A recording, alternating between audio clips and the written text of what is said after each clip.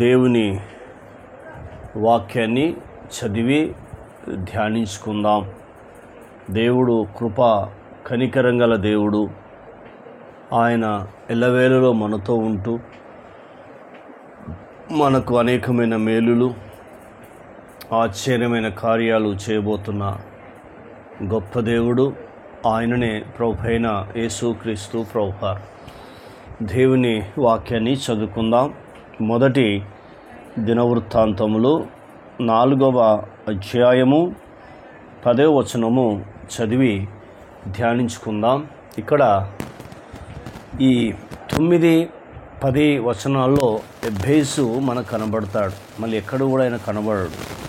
కానీ ఆయన కొరకు బైబిల్ ఏమని సాక్ష్యం ఇస్తుందో కొన్ని విషయాలు ఈ పూట ఎబ్బేసు కొరకు మనము నేర్చుకుందాం. అతని తల్లి అతనికి ఎబ్బేసు అని పేరు పెట్టెను. ఎబ్బేసు ఇశ్రాయేలు దేవుని గురించి మొరపెట్టి, ఫస్ట్ మొరపెట్టాడు. దేవుని సన్నిధిలో కూర్చొని అతడు ఏం చేస్తున్నాడంటే మొరపెడుతున్నాడు, అంటే ప్రార్థిస్తున్నాడు. మొదటి. రెండవది ఏమని ప్రార్థిస్తున్నాడు? నీవు నన్ను నిశ్చయముగా ఆశీర్వదించి అంటున్నాడు. అది ఆయన ప్రార్థన.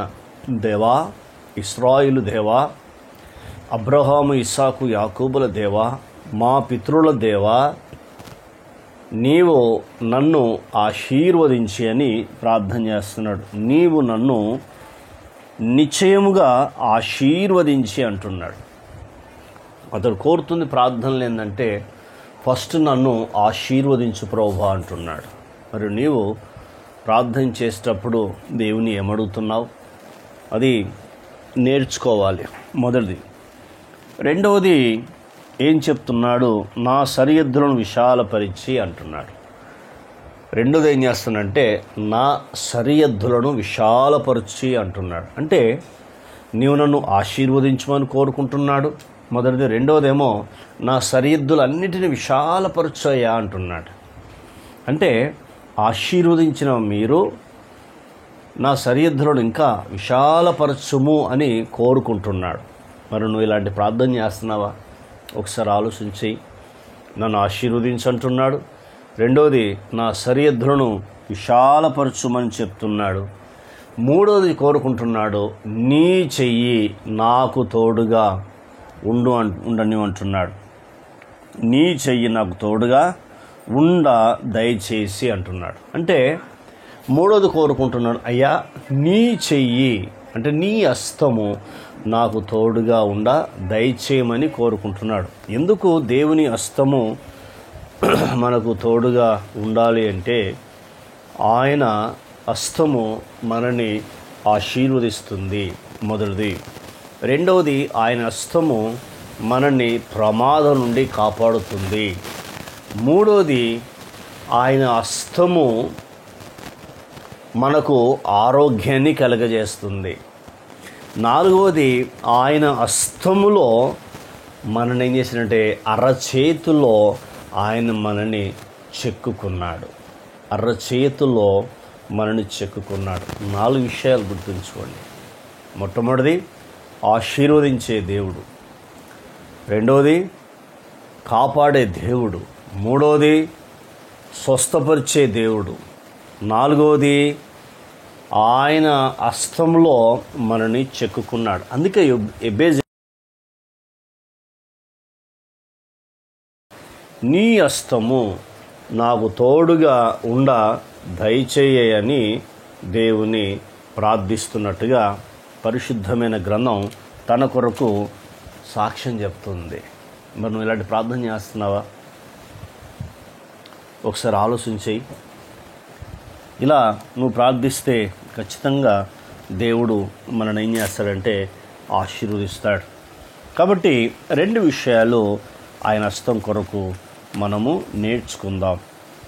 మలాకీ గ్రంథము ఆయన కొరకు మనకి ఏం చెప్తుంది? 4వ అధ్యాయంలో మనం చూస్తున్నప్పుడు మలాకీ గ్రంథము 4వ అధ్యాయం 2వ వచనం, అతని రెక్కలు ఆరోగ్యము కలగజేయును, అతని రెక్కలు ఆరోగ్యము కలగజేయును, ఆరోగ్యమును కలగజేయును. ఎంత అద్భుతమైన మాట చూడు. ఆయన రెక్కలు ఆరోగ్యమును కలగచేయును. అద్భుతమైన మాటలు. కాబట్టి అంత గొప్ప దేవుణ్ణి మనం కలిగిన మనము ధన్యులమని పరిశుద్ధమైన గ్రంథం మనకు తెలియపరుస్తుంది. రెండవది ఆయన ఏం చేస్తున్నాడంటే నిర్గమకాండము 19వ అధ్యాయము 4వ వచనాన్ని చదువుకుందాం. ఆయన మాట్లాడుతున్న మాట ఏంటంటే, మిమ్మును గద్ద రెక్కల మీద మోసి నా యొద్దకు మిమ్మల్ని ఎట్లు చేర్చుకుంటునో మీరు చూచితిరి. మిమ్మును గద్ద రెక్కల మీద మోసుకొని నా యొద్దకు మిమ్మును చేర్చుకుంటుని. మూడోదంటే మనని రెక్కల మీద మోసుకున్నాడు. అంత అద్భుతమైన దేవుడు. కాబట్టి అందుకే ఎబ్బేజు ప్రార్థన చేస్తున్నాడు. తర్వాత 4వది అడుగుతున్నాడు, ఏ కీడు రాకుండా నన్ను కాపాడు దేవా అని కోరుకుంటున్నాడు. ఎంత అద్భుతమైన ప్రార్థన చూడు. అందుకే దేవుడు అతని ప్రార్థన అంగీకరించాడు అని పరిశుద్ధమైన గ్రంథం మనకు తెలియపరుస్తూ ఉంది. అతని ప్రార్థన దేవుడు అంగీకరించి ఉన్నాడు. 4వది కోరుకున్నాడు, నాకు కీడు రాకుండా దానిలో నుండి నన్ను తప్పించుమని ప్రార్థింపగా. నాకు కీడు రాకుండా దానిలో నుండి నన్ను తప్పించుమని ప్రార్థింపగా. ఎంత అద్భుతమైన ప్రార్థన చూడు.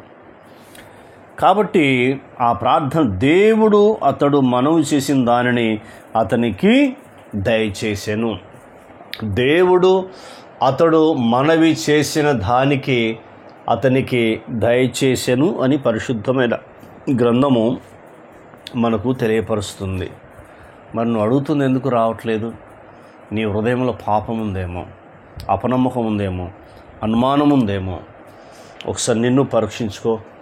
ఎబ్బేజులాగా పరిశుద్ధమైన జీవితం కలిగి, నీతి కలిగి, నమ్మకం, విశ్వాసం కలిగి ఉండు.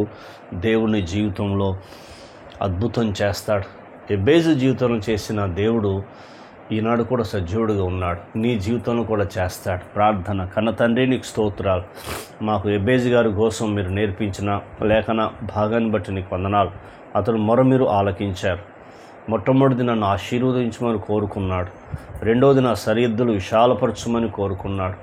మూడవది నీ హస్తం నాకు తోడుగా దయచేయమని కోరుకున్నాడు.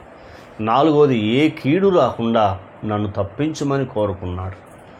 మీరు అతడు చేసిన మనవిని మీరు అతనికి దయచేసినందుకు మీ కృతజ్ఞతలు, స్తోత్రములు, వందనములు చెల్లిస్తూ యేసుక్రీస్తు నామంలో అడిగినవన్నీ పొందుకున్నాం తండ్రి. ఆమెన్. దేవుడు మనందరిని దీవించి ఆశీర్వదించును గాక. Amen, amen, amen.